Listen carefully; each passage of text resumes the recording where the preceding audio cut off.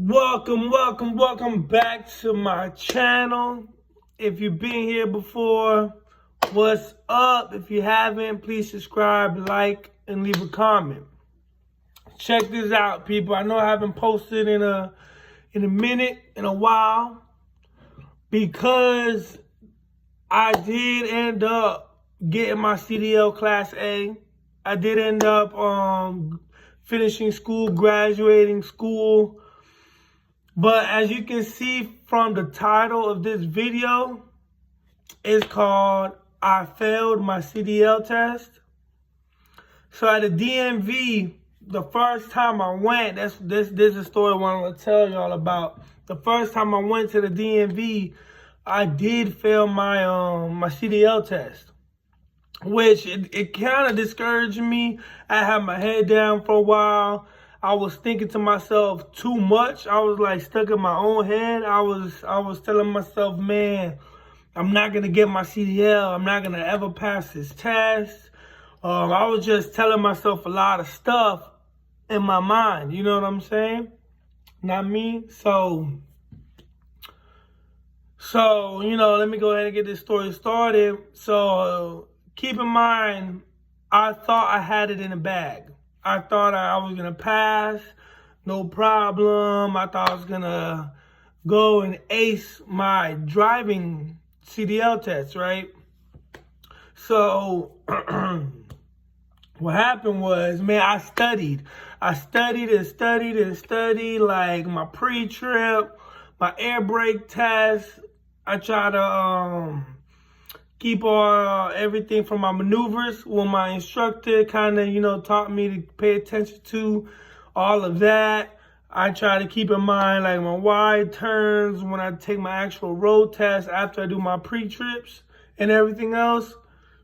And then I ended up failing on my air brake test. I studied so much of the air brake test, I probably seen the video a couple hundred times. I'm not even joking. I used to have that video on YouTube over and over and over again, so I could just like be memory to me of the air brake test and the in-cab inspection. And I was reading the paper for the pre-trip inspection, right? I was reading it, also looking at videos and pausing it, and then like naming out the parts, you know what I'm saying? Like the steering shaft and the power steering fluid and all of the drag link, tie rod, all of that. I was doing the pre-trip on the computer, trying to get it memorized in my head. So I ended up going to the DMV, right? As soon as I sat down in the truck with the examiner, it's like I forgot everything I've been practicing. And then like my school and then some other people that I know, they're telling me I have like test anxiety. I didn't know test anxiety was a real thing until I didn't even think I had test anxiety. That's why I didn't really think it was a real thing, because it never occurred to me. I never experienced a moment where I had anxiety during a test. So I ended up forgetting everything. As soon as I got in the truck, I'm like just sitting there with a blank stare in my face, just like, oh, what do I do next? So I ended up just going off like the simple things I remember, like checking my mirrors and my, the in-cab inspection, starting doing that. My seat belt, my four-way flashes, everything. Which I think I did pretty well in my in-cab inspection. I don't know if well, let me keep going. I'll tell you at the end of the video. So I ended up doing my air brake test after I did my in-cab inspection. And then as soon as I finished my air brake test, the examiner looks at me and says, oh, you're not qualified to move on to the next step. So I wasn't even able to get out the vehicle to do my pre-trip because I didn't pass my in-cab inspection, I didn't pass my air brake test. And to my knowledge, I'm like, where did I go wrong on my air brake test? So I'm like, as soon as he told me that, I was pretty bummed out.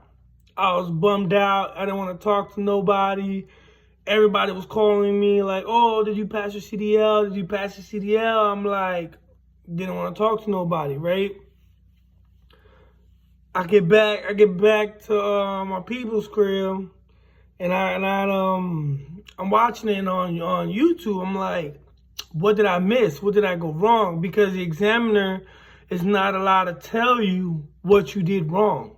All they can tell you is that you're allowed to move on to the next step, or you're not allowed to move on. And at this time, I wasn't qualified to move on to the next step of the CDL test, because you got to do the in-cab inspection and air brake. And then after that, you got to do the pre-trip outside of the tractor and the trailer.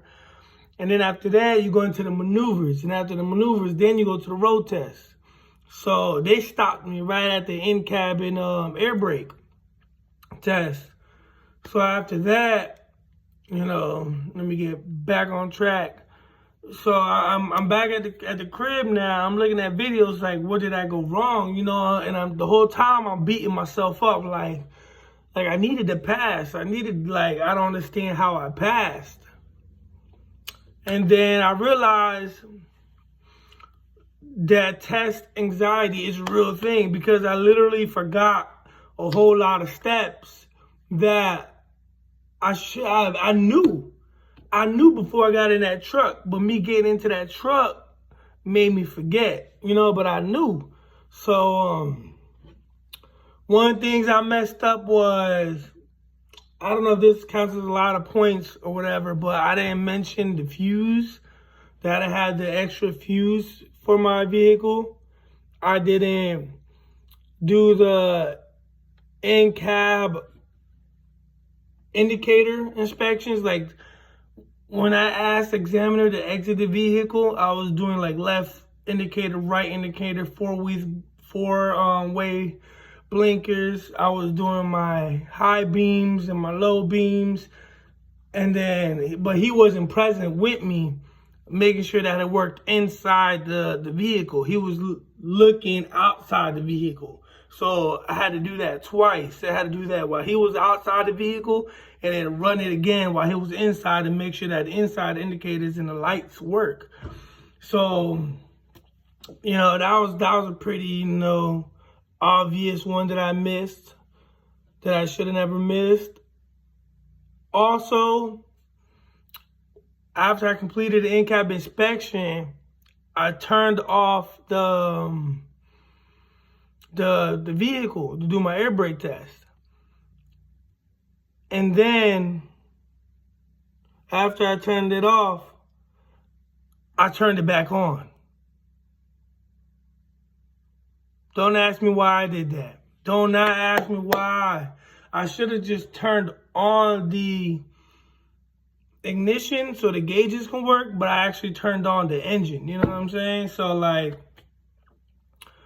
I started doing the whole air brake test, fanning my brakes down and everything while the truck was running, which is an automatic fail, because as long as the truck is running, it's gonna build air pressure, right? So, that's one reason why I think I failed. And then once I realized that the truck was on and the PSI kept building as I was doing my air brake test, I was like, oh, can I start over? And I turned off the truck and I turned it back on. I was just doing too much. I was doing way more than what I was supposed to be doing. Yeah. So, my first time I went and I took my CDL Class A test, I failed right then and there. I didn't even get to my pre-trip. I didn't get to my maneuvers. And I didn't get to my road test, which, I was like, if I was going to fail, I wish I would have failed at a later step than the first step. because you get 3 tries before you have to repay. And then, like, say I would have failed on my maneuvers, I would have started off on my maneuvers. I wouldn't have to do the air brake test and in-cab and a pre-trip all over again. So the fact that I failed right then and there in the first stage of it means that indicates I had to do the whole process again, which, you know, I wasn't too really happy about. But, you know, I ended up rescheduling with my school and taking a test on Wednesday. I failed on Monday, so 2 days later, I retook the test and passed it.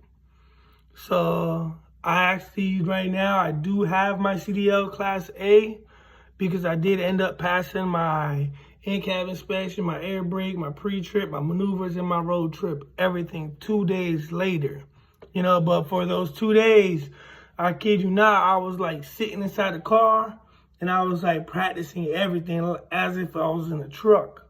You know, I was doing the air brake test, I was doing the in-cab inspections, I was getting out the car, doing the pre-trip. I was like literally, you know, running through the whole exam as if I was in a truck, but I was really in the car.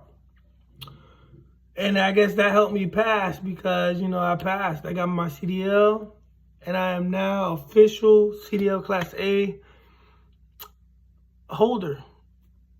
And I'm waiting for my journey to start with a company.